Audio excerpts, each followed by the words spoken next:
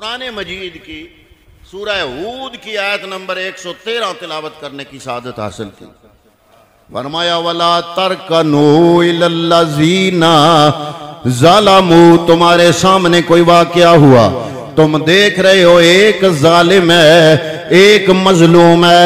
अल्लाह का कुरान क्या कहता है? तुम खामोशी से ना बैठो, ना तुम जालिमों की तरफ झुको। वला तरकनू इलल्लज़ीना ज़लमू, तुम जालिमों की तरफ न झुको। अगर झुके तो क्या होगा? फतमस्सकुमुन्नारो, तुम्हें फिर क़यामत की आग, जहन्नम की आग छू लेगी। वमा लकुम मिन दूनिल्लाहि मिन औलिया, अल्लाह के अलावा फिर तुम्हारा कोई मददगार नहीं होगा। सुम्मा ला तुनसरून, फिर तुम्हारी मदद नहीं की जाएगी। जुल्म तो जुल्म है, बढ़ता है तो मिट जाता है, और खून फिर खून है, खून फिर खून है, बहता है तो जम जाता है। पैगंबर अकरम सल्लल्लाहु अलैहि वसल्लम ने फरमाया, मुसलमान तुम एक जिस्म की मानंद हो, तुम्हारी मिसाल ऐसे है कि जैसे तुम्हारे जिस्म के किसी एक उज़्व को तकलीफ पहुंचती है, पूरा जिस्म बेकरार हो जाता है। पैगंबर अकरम सल्लल्लाहु अलैहि वसल्लम ने फरमाया, पूरी उम्मत मुसलमान के मुसलमान ये सारे आज़ा हैं एक जिस्म के, और उस जिस्म का नाम है उम्मत मुसलमान। एक उज़्व को तकलीफ होती है, पूरा जिस्म तड़पता है। मेरे नबी ने फरमाया, ला तज़ालो इसाबतुन मिन उम्मती युकातिलूना अला अमरिल्लाह, मेरी उम्मत के एक गिरोह के लोग मुसलसल अल्लाह के हुक्म पर लड़ते रहेंगे। काहिरीना ले अदुव्वेहिम, अपने दुश्मनों को दबाते रहेंगे। ला यदुर्रुहुम मन खालफहुम, और उनकी मुखालफत करने वाले मेरी उम्मत के इस गिरोह को कोई नुकसान नहीं पहुंचा सकेंगे। हत्ता तअतियहुमुस्साअतु वहुम अला ज़ालिक, हत्ता के क़यामत कायम हो जाएगी, लेकिन ये मेरी उम्मत का गिरोह दुश्मन के खिलाफ हमेशा लड़ता रहेगा। अब मैंने कोई किसी और किताब से बात नहीं की, पैगंबर का फरमान सुनाया। अब मुल्की हालात नहीं, आलमी हालात देखो और पैगंबर का इरशाद सामने रखो। वो गिरोह ढूंढ कर बताओ जो तसलसल के साथ दुश्मन का मुकाबला करता आ रहा है। हमने छोटे बच्चे थे तो उस वक्त से देखा, अखबारों में तस्वीरें आया करती थी कि यहूदियों के पास जदीद टैंक होते थे और सामने वाले मुसलमानों के पास पत्थर ढीले कंकर होते थे। इतनी दाइयां हो गई उन लोगों का, उन जालिमों का मुकाबला करते हुए। इसी मजमून की एक और हदीस पाक है, उम्मुल मोमिनीन सय्यदा आयशा सिद्दीका रज़ी अल्लाह तआला अन्हा, आप फरमाती हैं कि पैगंबर अकरम सल्लल्लाहु अलैहि वसल्लम ने इस हदीस में बाकायदा इलाके का हवाला भी दिया। ये जो ऊपर हदीस बयान हुई उसमें टोटल उम्मत की बात की, इलाके का जिक्र नहीं किया। ये जो उम्मुल मोमिनीन सय्यदा आयशा सिद्दीका रवायत कर रही हैं, इसमें हजूर ने इलाके की बात की। फरमाया, हज़रत आयशा सिद्दीका फरमाती हैं, ला तज़ालु इसाबतुन मिन उम्मती युकातिलूना अला अबवाबे दिमश्क।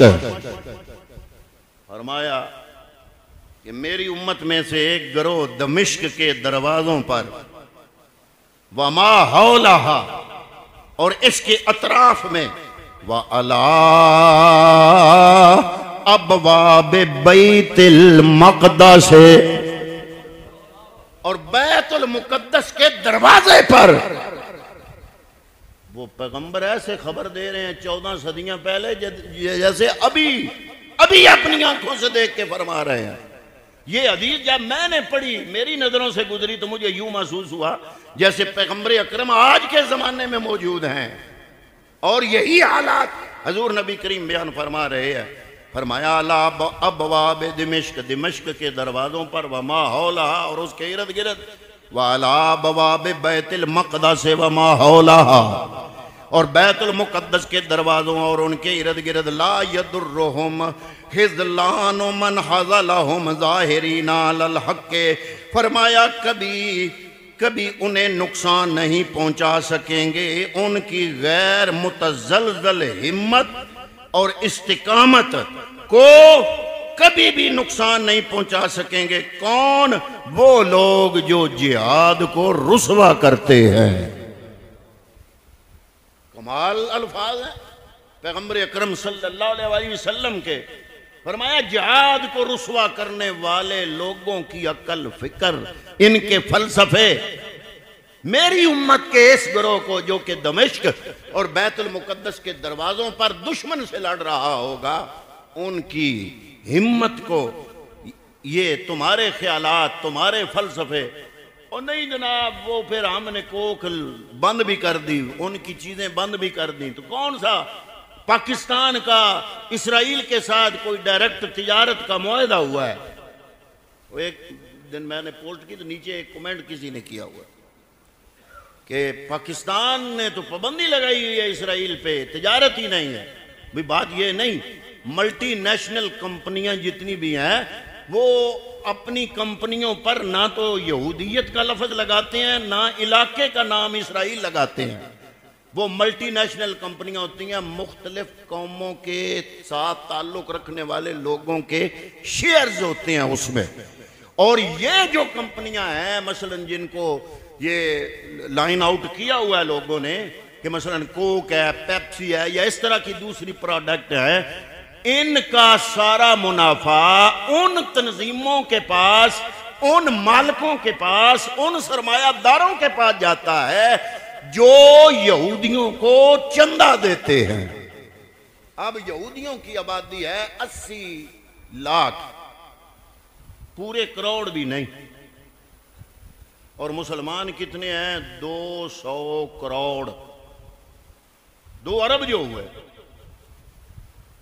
200 करोड़ बंदा सिर्फ यहूदियों के छोटे से इलाके की तरफ मुंह करके बोल कर दे छोटा पेशाब, तो इतना सैलाब आए कि ये 80 लाख बंदा उसी में ही गर्क हो जाए। अल्लाह ने मुसलमानों को